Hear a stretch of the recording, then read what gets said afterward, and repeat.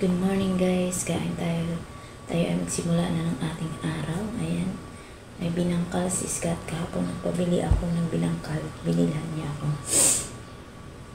Binangkal tumigas na.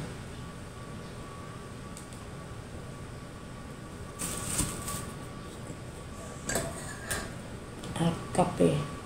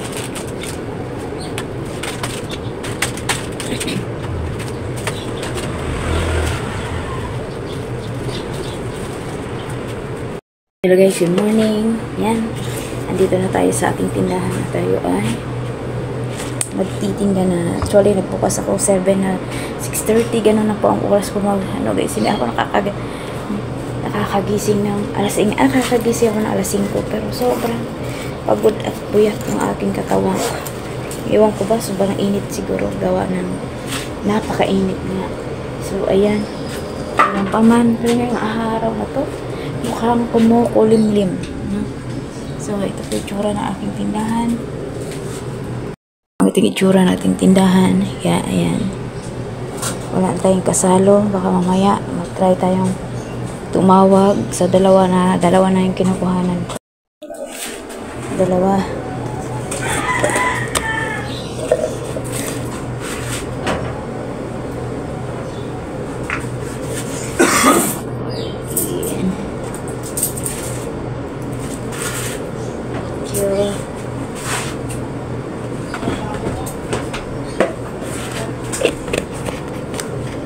So, may bumili lang. So, yun nga, tatawag tayo sa, pag wala, doon sa isa. Malapit lang kasi yun. Dito lang sa likod namin, medyo mataas na lang sila. Yun, yung isa, mas mura, tapos i-deliver din. Mas mura. So, ayan.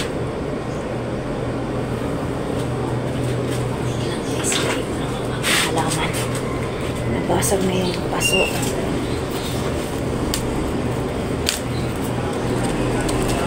Basag yung paso. Kaya makabilisan na ako ng paso kasi maganda ta. Namatay sobrang init.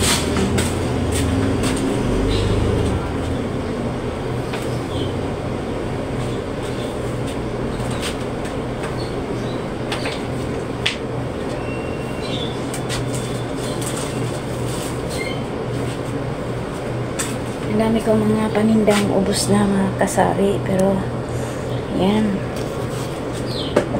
dandahan lang natin siyang ako magre-refill ang mga ubos na.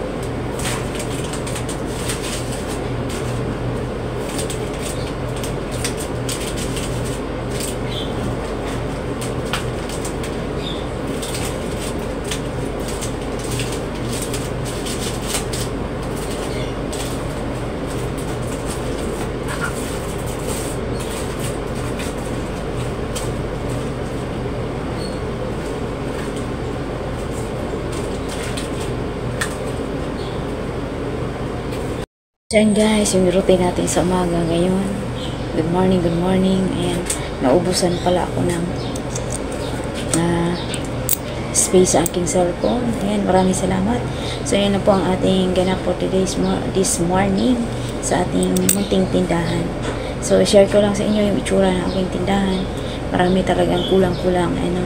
So, nawa po mapuno na ito or makumpleto yung ating mga paninda. So, ayan, maibalik sa dati. Thank you so much. Salamat po and God bless po everyone. Like, ayan, marami tayong bungi-bungi dyan yung mga sabon at shampoo ko. Ito po yung aking lagay ng mga borloloy dito at saka yung istante natin. Ngayon, mag-order tayo ng Revesco. Pupunta po ngayon ahente kasi Lunes na. Tapos, ito yung aking mga dito tayo. Dito tayo mga kasari. So yan.